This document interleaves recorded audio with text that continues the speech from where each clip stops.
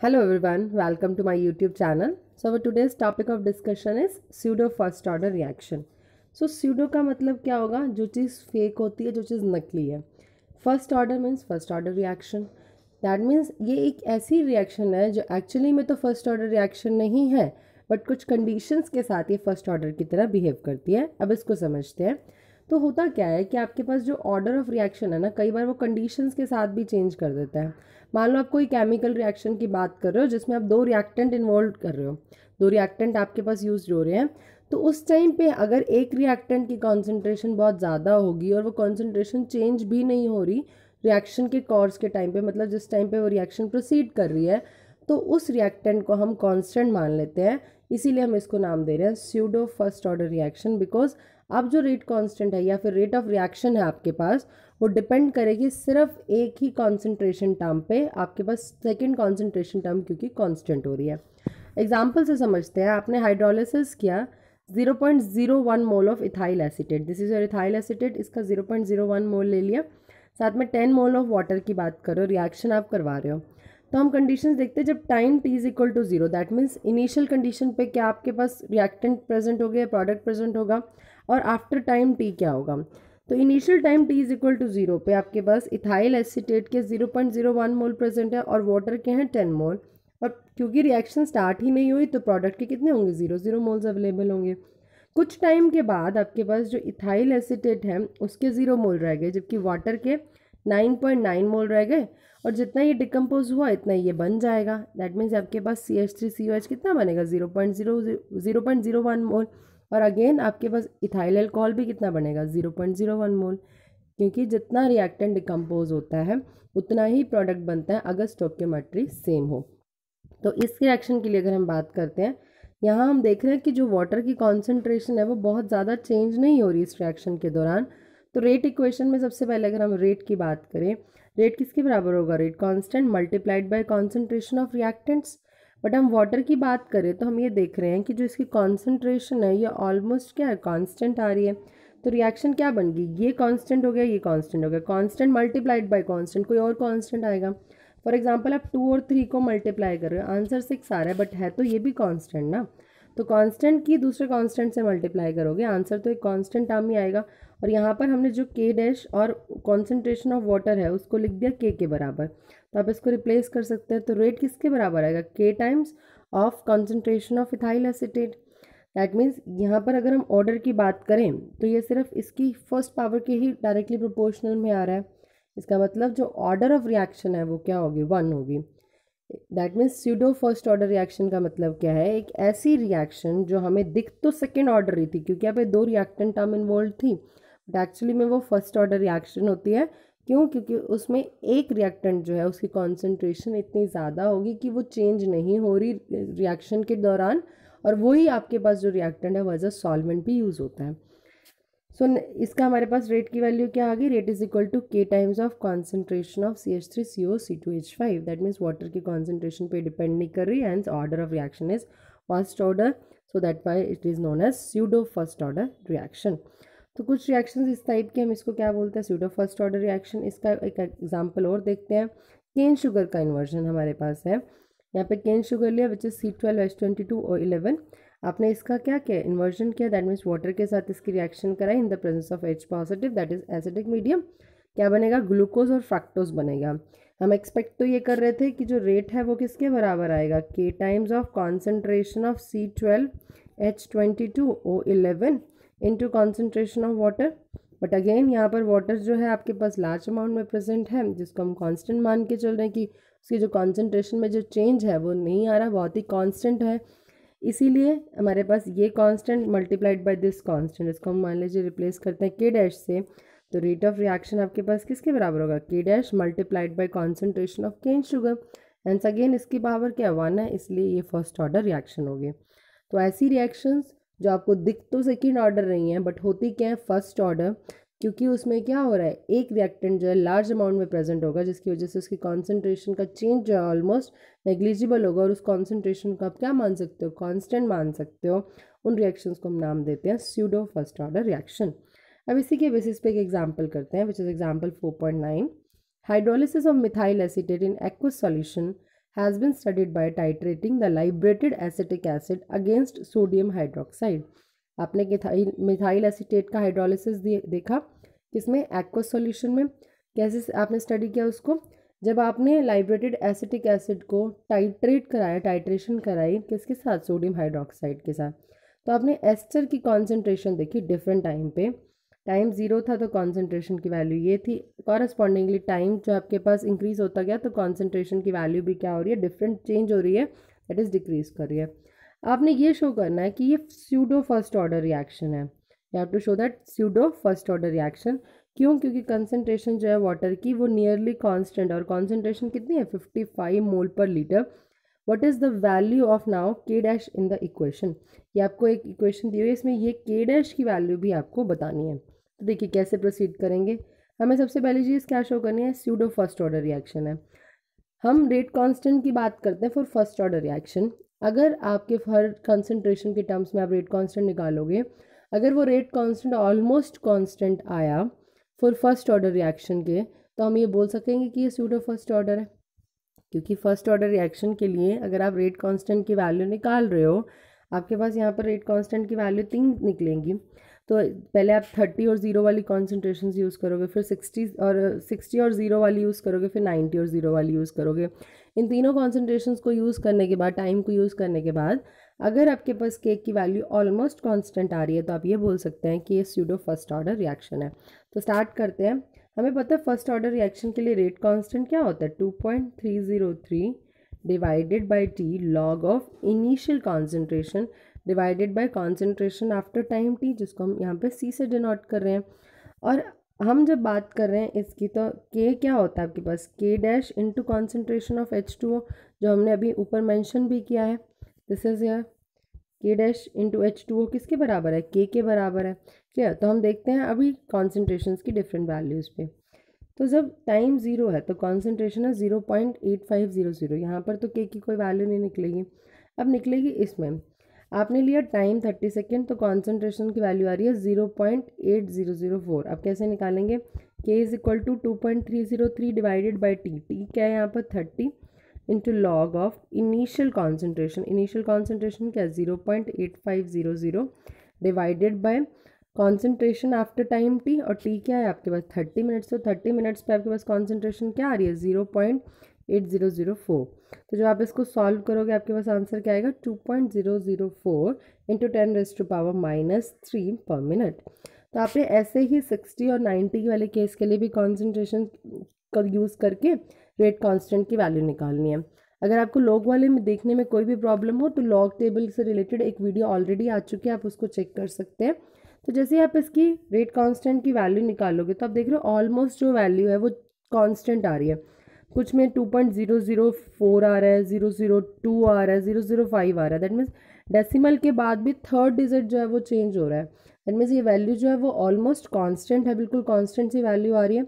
तो ये आपके पास रेट कांस्टेंट क्या लोगे, इसका एवरेज ले लोगे इन तीनों वैल्यूज़ का।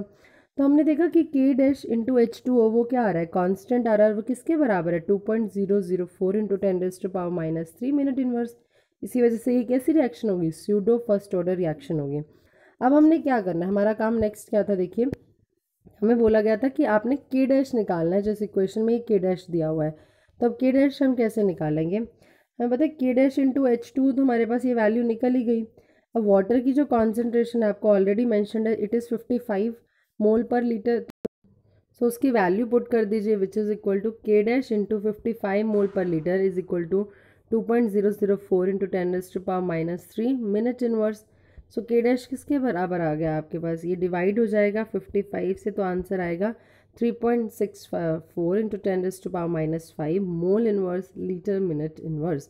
ये ध्यान रखिएगा जब भी आप कोई भी फिजिकल की न्यूमेरिकल कर रहे हो उसमें यूनिट्स को मेंशन करना बहुत ज़रूरी है। तो हमारे पास क्या आ गया, के डैश की वैल्यू भी निकल आई और ये भी हमने शो कर दिया that it is a pseudo first order reaction. अब इसी के बेसिस पे आपने ये इनटेक्स्ट क्वेश्चन ट्राई करने हैं। अगर आपको कॉन्सेप्ट समझ आ गया तो आप बहुत ईजिली ये क्वेश्चन कर सकते हो। फिर भी कोई डाउट हो तो आप कमेंट बॉक्स में लिखिएगा। Next is temperature dependence of rate of reaction.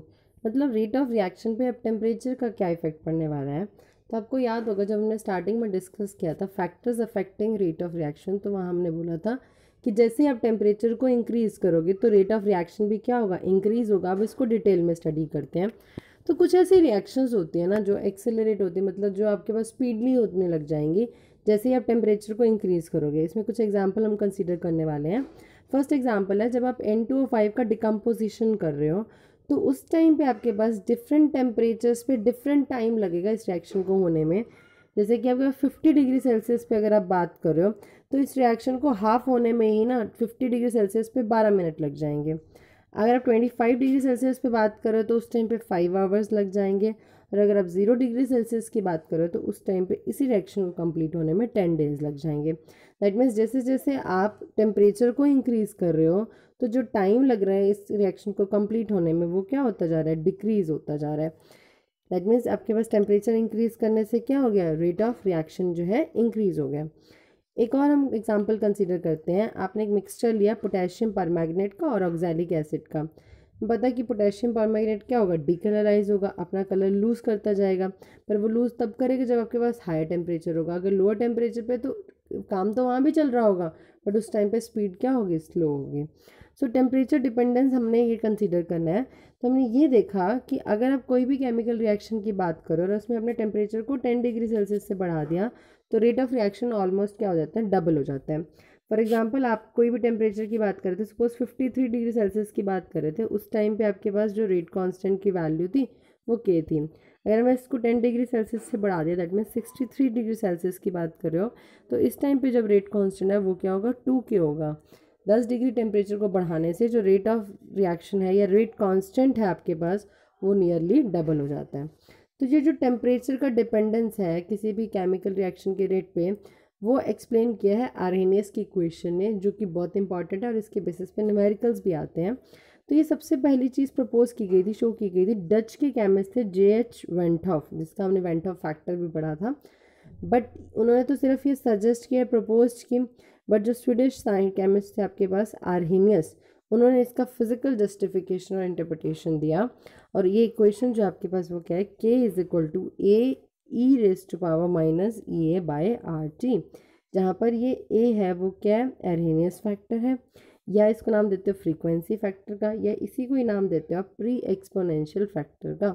ये एक ऐसा कांस्टेंट है जो किसी स्पेसिफिक रिएक्शन पे आपके पास स्पेसिफिक वैल्यू देगा। दैट मीन्स आपने कोई एक रिएक्शन ली तो K की वैल्यू एक सेम होएगी, बट अगर आप दूसरी रिएक्शन की बात करो तो K की वैल्यू क्या हो जाएगी, चेंज हो जाएगी। इनमें से ये कांस्टेंट जो है वो किसी पर्टिकुलर रिएक्शन के लिए ही क्या होगा, स्पेसिफिक होगा। अब यहाँ पर R जो है वो क्या है, गैस कांस्टेंट है। ये जो है ये आपके पास ये कैसे लिखा हुआ है इसके बॉटम में, तो ये क्या है आपके पास एक्टिवेशन एनर्जी है जो कि आप मेज़र करते हो जूल पर मोल के अंदर। क्लियर? तो अब इसी को हम क्लियरली कुछ सिंपल रिएक्शन से समझने की कोशिश करते हैं। क्या होगा आपके पास H2 और I2 कंबाइन होकर HI बनाएंगे। तो आपने H2 लिया, I2 लिया, साथ में आपके पास जैसे ही रिएक्शन प्रोसीड करने लगेगी इंटरमीडिएट बन जाएगा। ये इंटरमीडिएट जो है वो बहुत ही अनस्टेबल होता है, तो ये ब्रेक डाउन हो जाएगा और डिकम्पोज करके आपके पास क्या दे देगा, HI दे देगा। तो आर्हेनियस के अकॉर्डिंग ना ये रिएक्शन तभी होगी जब एक मॉलिक्यूल जो है हाइड्रोजन का और एक मॉलिक्यूल जो है आयोडीन का वो एक ही साथ कंबाइन करते हैं, कोलाइड करते हैं और एक अनस्टेबल इंटरमीडिएट बनाएंगे। और ये अनस्टेबल इंटरमीडिएट क्या होगा, ये बहुत ही शॉर्ट लाइफ टाइम के लिए एग्जिस्ट करेगा। अल्टीमेटली ये ब्रेक डाउन होकर हाइड्रोजन आयोडाइड के 2 मोल्स प्रोड्यूस। सो जो हम इंटरमीडिएट बनाएंगे उस इंटरमीडिएट को बनाने के लिए जो एनर्जी चाहिए होगी उसी को ही हम नाम देते हैं एक्टिवेशन एनर्जी। और जो एनर्जी आपके पास मॉलिक्यूल के पास ऑलरेडी अवेलेबल होती है उसको हम बोलते हैं थ्रेशोल्ड एनर्जी। सो ये इंटरमीडिएट जो बन रहा है इसको हम नाम दे रहे हैं एक्टिवेटेड कॉम्प्लेक्स। और ये इंटरमीडिएट जो है बहुत ही ज़्यादा अनस्टेबल होगा, इसी वजह से वो जल्दी से डिकम्पोज होके क्या करेगा, प्रोडक्ट में चेंज हो जाएगा। सो यहाँ पर जो आप फिगर 4.7 देख रहे हैं इसमें हमने एक डायग्राम ड्रॉ किया है between potential energy and reaction coordinate. यहाँ पर इस रिएक्शन को, कोई भी रिएक्शन है ना, उसको होने के लिए क्या होगा, ये बैरियर को क्रॉस करना पड़ेगा। जैसे ही आप इस बैरियर को क्रॉस कर दोगे ना उसके बाद आपके पास ये रिएक्शन पॉसिबल है। और इस बैरियर को क्रॉस करने के लिए कुछ अमाउंट ऑफ एनर्जी तो चाहिए होगी ना, उसी को ही हम नाम दे रहे हैं एक्टिवेशन एनर्जी। सिंपल सी लैंग्वेज में अगर आप समझो, देखो कुछ मॉलिक्यूल के पास अपनी एनर्जी अवेलेबल है, मान लीजिए उसकी एनर्जी की कुछ वैल्यू यहाँ तक थी, तो बट हमें तो इस कॉम्प्लेक्स को यहाँ पहुँचाना ना, तो ये एनर्जी का जो डिफरेंस है ये कहाँ से लाएं हम, तो ये टेम्परेचर काम करने वाला है या फिर इसमें काम करेगा कैटलिस्ट। ठीक है, तो अब इसको डिटेल में देखते हैं अभी क्या होने वाला है। तो कुछ रिएक्शंस जो है आपके पास वो ऐसी होंगी जहाँ पर एनर्जी रिलीज होगी जब कॉम्प्लेक्स डिकम्पोज करके क्या बना रहा होगा, प्रोडक्ट बना रहा होगा। तो फाइनल एंथैल्पी अगर किसी भी रिएक्शन की है ना, तो हम ये बोल सकते हैं वो डिपेंड करेगी रिएक्टेंट और प्रोडक्ट की नेचर क्या है। तो जो भी रिएक्टिंग स्पीशीज़ में आपके पास मॉलिक्यूल्स अवेलेबल हैं उनकी सबकी सेम काइनेटिक एनर्जी तो पॉसिबल नहीं है, और इसी वजह से हम किसी भी आप सिंगल मॉलिक्यूल का बिहेवियर जो है वो बहुत ही एक्यूरेसी के साथ नहीं बता सकते। इस प्रॉब्लम का सॉल्यूशन करने के लिए हमारे पास कुछ साइंटिस्ट आए। सो बोल्ट्जमैन और मैक्सवेल ने क्या काम किया, लार्ज नंबर ऑफ मॉलिक्यूल्स का बिहेवियर पता करना चाहा। उनके अकॉर्डिंग क्या है कि जो काइनेटिक एनर्जी का आप डिस्ट्रीब्यूशन कर रहे हो तो हम कैसे स्टडी कर सकते हैं, एक ग्राफ बनाइए फ्रैक्शन ऑफ मॉलिक्यूल्स के बीच में और काइनेटिक एनर्जी के बीच में। यहाँ पर आपके पास क्या है, जैसे हम इसको मेंशन करें एन वर्सेस एन टी के बीच में एक ग्राफ है, जहाँ पर एन क्या है नंबर ऑफ मॉलिक्यूल्स जिनकी एनर्जी क्या है ई है, और एन टी क्या है टोटल नंबर ऑफ मॉलिक्यूल्स आपके पास अवेलेबल हैं जो। अब जो इस ग्राफ की पीक आएगी ना, जैसे मान लीजिए ये पीक आई, तो ये पीक आपको क्या डिनोट कर रही है, मोस्ट प्रोबेबल काइनेटिक एनर्जी। अब इसका मतलब क्या है, मोस्ट प्रोबेबल काइनेटिक एनर्जी का मतलब क्या है कि इस पॉइंट पे आपके पास जो फ्रैक्शन ऑफ मॉलिक्यूल्स हैं जो सेम टाइप की एनर्जी को प्रोसेस कर रहे हैं वो सबसे ज़्यादा है। दैट मीन्स यहाँ पर आपके पास जो मॉलिक्यूल्स हैं जिनकी फ्रैक्शन आपके पास है वो सबसे ज़्यादा है, जो एक पर्टिकुलर टाइप ऑफ एनर्जी को ही फॉलो कर रहे हैं या उनमें एक particular type of energy he available है। अगर आप इससे लेफ्ट साइड भी जाते हो या राइट साइड भी जाते हो तो फिर फ्रैक्शन ऑफ मॉलिक्यूल्स हैं वो डिक्रीज़ हो रहे हैं। तो ये जो पीक ऑफ कर्व है ये हमें रिप्रेजेंट कर रहा है most probable kinetic energy, that is kinetic energy of maximum fraction of molecules. जितने मैक्सिमम फ्रैक्शन ऑफ मॉलिक्यूल्स उस पर्टिकुलर एनर्जी को प्रोसेस कर सकते थे वो आपने शो किया है। तो यहाँ पर आपके पास क्या होगा, जैसे आप लेफ़्ट या राइट जाओगे या फिर हायर और लोअर एनर्जी की तरफ जाओगे वहाँ पर नंबर ऑफ मॉलिक्यूल्स जो है वो डिक्रीज़ होते जाएंगे। जो आपके पास मोस्ट प्रोबेबल काइनेटिक एनर्जी है उस पॉइंट पे ही जितने मैक्सिमम मॉलिक्यूल एक टाइप की एनर्जी को प्रोसेस कर रहे थे वो आ चुके हैं। ठीक है, ऐसे याद रख लीजिए। तो आपने जैसे ही टेम्परेचर को रेज़ किया, अब टेम्परेचर को रेज़ करने से होगा क्या, ये जो मैक्सिमम वैल्यू है ना ये हायर एनर्जी वैल्यू पे चली जाएगी। जैसे आपके पास ये कुछ टी पे आपके पास कर्व था और ये टी प्लस 10 डिग्री सेल्सियस पे है, तो हुआ क्या है आपके पास जो मैक्सिमम है ना ये कहाँ पर मूव कर गया, आपके पास हायर एनर्जी वैल्यू पे मूव कर गया।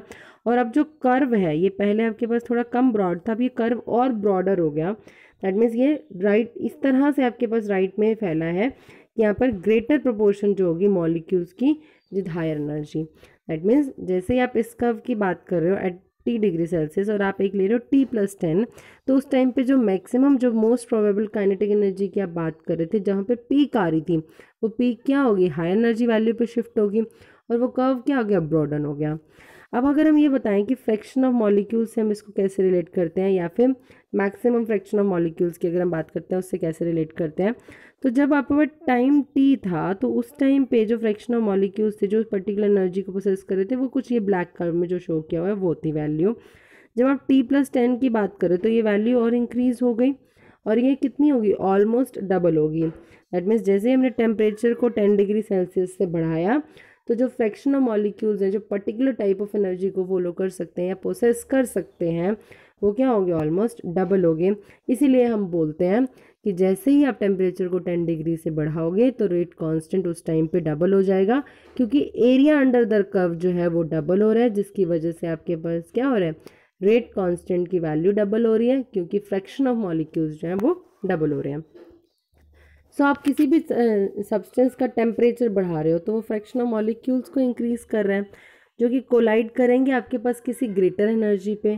तो हमें डायग्राम से ये देख के पता लग रहा है कि अगर आप टी प्लस 10 डिग्री सेल्सियस की बात कर रहे हो तो जो एरिया आपको शो कर रहा है फ्रैक्शन ऑफ मॉलिक्यूल्स की जिसकी एनर्जी ज़्यादा है एक्टिवेशन एनर्जी से वो डबल हो रहा है, जिसकी वजह से जो आपके पास रेट ऑफ रिएक्शन है वो भी डबल हो रहा है। देखो ये आपके पास एक एरिया एक ये वाला एरिया तो वो ऑलमोस्ट क्या हो रहा है, डबल हो रहा है ना। तो वही हमने बात की है यहाँ पर। अब हम इसकी इक्वेशन को डिटेल में स्टडी करते हैं। तो आर्हेनियस इक्वेशन में आपके पास जो फैक्टर है जिस E raise to power minus E A by R T वो हमें डिनोट करता है कि कितने फ्रैक्शन ऑफ मॉलिक्यूल्स जो है उसकी ये काइनेटिक एनर्जी होगी जो कि ग्रेटर होगी एक्टिवेशन एनर्जी से। तो हमने इसका अगर लॉग ले लिया तो हमने लिखा K is equal to A E raise to power minus E A by R T. जब आप इसका लॉग ले रहे हो या नेचुरल लॉग ले रहे हो तो उसको हम एल एन भी बोलते हैं। L N K is equal to L N A plus, हमने बोला था ना अगर आप एल एन की भी प्रॉपर्टीज़ को स्टडी करते हो तो एल एन ए बी क्या होगा आपके पास, L N A plus L N B, वही काम हमने यहाँ करना है। तो L N into E raise to power minus E A by R T. अगर आपको ध्यान हो तो हमने वहाँ पे स्टडी किया था जो एल एन होता है वो बेस ई होता है। जैसे ही आप इसको एल एन और साथ ई लाओगे ना तो ये आपस में कट जाएंगे, ये minus E A by R T जो है ये कहाँ आएगा, पावर की बजाय नीचे आ जाएगा। तो आपके पास क्या बनेगी equation, L N K is equal to minus E A by R T plus L N A. अगर आप इसका प्लॉट ड्रॉ करो तो हम प्लॉट की बात करते हैं, इक्वेशन को स्ट्रेट लाइन इक्वेशन से कंपेयर करते हैं। y is equal to minus M X plus C. Y axis पे क्या आएगा, एल एन के आएगा। एक्स एक्सिस पे आपके पास क्या आएगा, 1/t आने वाला है। स्लोप क्या है, डिक्रीजिंग स्लोप है और वैल्यू कितनी होगी, minus E A by R, और इंटरसेप्ट क्या आने वाली है, एल एन ए।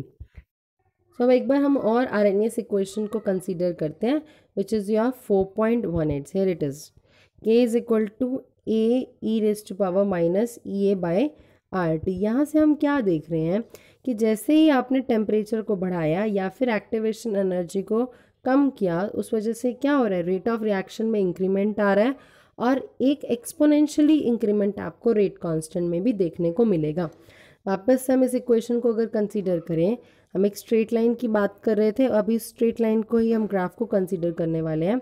हमने एक प्लॉट बनाया एल एन के वर्सेस 1/t के बीच में, जिसका स्लोप क्या आएगा, minus E A by R आएगा और इंटरसेप्ट क्या आ रही है, एल एन ए आ रही है। अब हमने आरएनएस इक्वेशन की बात करनी है एट डिफरेंट टेम्परेचर्स। तो जब आपने टेम्परेचर T1 लिया तो इक्वेशन जो है 4.19, this is your this equation, ये क्या बन जाएगी, जैसे ही आपने टेम्परेचर चेंज किया तो उस रिएक्शन के लिए रेट कांस्टेंट भी क्या होगा, चेंज हो जाएगा। तो हम मान लेते हैं किसी टेम्परेचर T1 पे जो रेट कांस्टेंट की वैल्यू है वो K1 है। तो इक्वेशन क्या बन गई, L N K1 is equal to minus E A by R T1 plus L N A.